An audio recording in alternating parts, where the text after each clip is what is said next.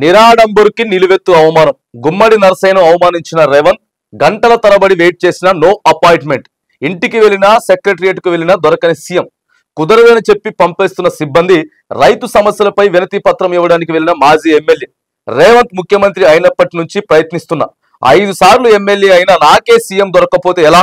తీవ్ర ఆవేదన వ్యక్తం చేసినటువంటి కమ్యూనిస్ట్ నేత గుమ్మడి నరసయ్య. ఈయన మాక్సిమం అందరికీ తెలుసు 5 సార్లు ఎమ్మెల్యేగా చేసిండు కానీ ఏం సంపాదించుకోలేడు. ఇల్లెందు నియోజకవర్గానికి ప్రాతినిధ్యం 5 సార్లు అంటే 5 25 సంవత్సరాలు చేసిండు ఆడ. కమ్యూనిస్టు భావాలు కలిగినటువంటి వ్యక్తి, సుదీర్ఘ కాలం పాటు ప్రజల సమస్యల మీద పనిచేసినటువంటి వ్యక్తి ఇలా ముఖ్యమంత్రి గారిని కలవటానికి వస్తే ఇల్లు అని చెప్పిండ్రట, ఇల్లు తర్వాత సెక్రటరియట్ అని చెప్పిండ్రట, సెక్రటరియట్ తర్వాత కమాండ్ కంట్రోల్ అని చెప్పిండ్రట. ఆ తర్వాత ఏమి లేదు, ఉత్తగా కాన్వాయ్ పోతుంటే ఇట్లా నిల్చొని ఉన్నాడు ఆయన.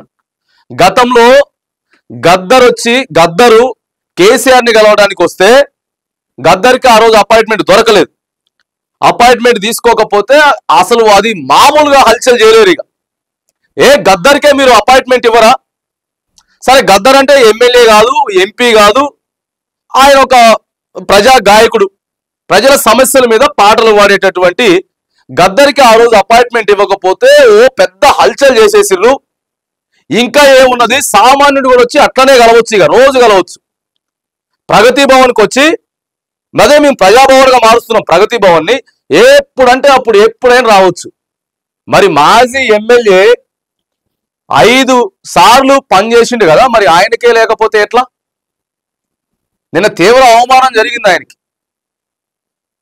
ఆయనకి కనీసం ఎప్పటి నుంచి ముఖ్యమంత్రి అయిన దగ్గర నుంచి కూడా అపాయింట్మెంట్ దొరుకుతలేదు. అంటే 14 నెలల నుంచి అపాయింట్మెంట్ దొరుకుతలేదు.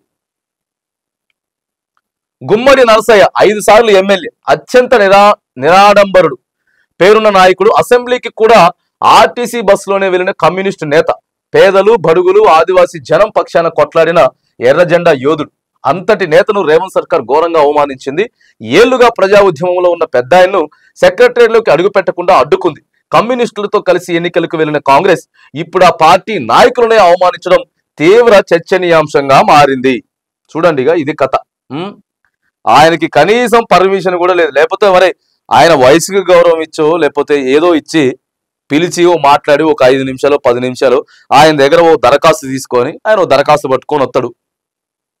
ఇక ఆయన ప్రశ్నిస్తాడు కదా. ఇప్పుడు ఆయన ప్రశ్నిస్తే ముఖ్యమంత్రి రేవంత్ రెడ్డికి ఇప్పుడు పోయి దరఖాస్తు ఇస్తే అదొక పెద్ద వార్త అవుతుంది కదా, పెద్ద వార్త అవుతుంది.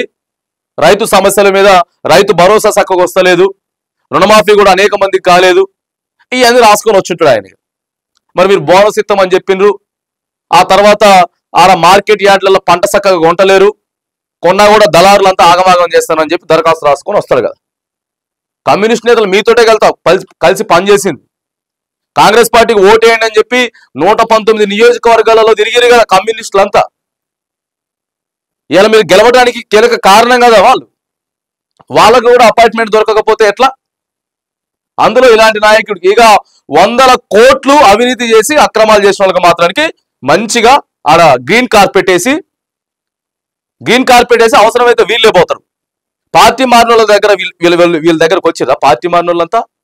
రేవంత్ రెడ్డి గారే కదా ఇంటికి పోయి టవల్లేసి మరి ఆహ్వానించిండు కదా. అట్లాంటి వాళ్ళని అయితే ఆహ్వానిస్తారు, ఇట్లాంటి వాళ్ళని మాత్రానికి ఇగో ఈ పరిస్థితి ఉన్నది. ఏదేమైనా కానీ గుమ్మడి నరసయ్య గారికి అపాయింట్మెంట్ దొరకకపోవడం చాలా అత్యంత దారుణమైనటువంటి పరిస్థితి. మరి ఇది ఎట్లా ప్రజాపాలన అవుతుంది? ఇది ఎట్లా ఇందిరమ్మ రాజ్యం అవుతుంది? మేము కంచెలు బగలగొట్టినాం, మొత్తం బగలగొట్టేసినాం కంచెలు. కేసీఆర్ కనీసం 10 సంవత్సరాలలో కూడా ఎప్పుడు కలవని కూడా కలవలేదు. ఇప్పుడు ముఖ్యమంత్రి రేవంత్ రెడ్డి గారు రోజు ఆడే కూర్చుంటాడు. మరి రోజు ఇప్పటికి ఎన్నిసార్లు పోయింది? 14 నెలల్లో ఒకసారి లెక్కలు తీయాలి. ప్రగతి భవన్ ప్రజాభవన్ గా మార్చిరు కదా.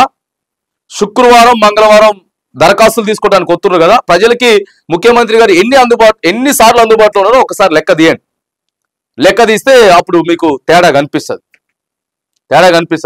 ఒక నీతి నిజాయితీ గల రాజకీయ నాయకుడికి మాత్రానికి అవమానం చేసింది ప్రభుత్వం అనేది ఇక్కడ క్లియర్ గా కనబడతా ఉన్నది.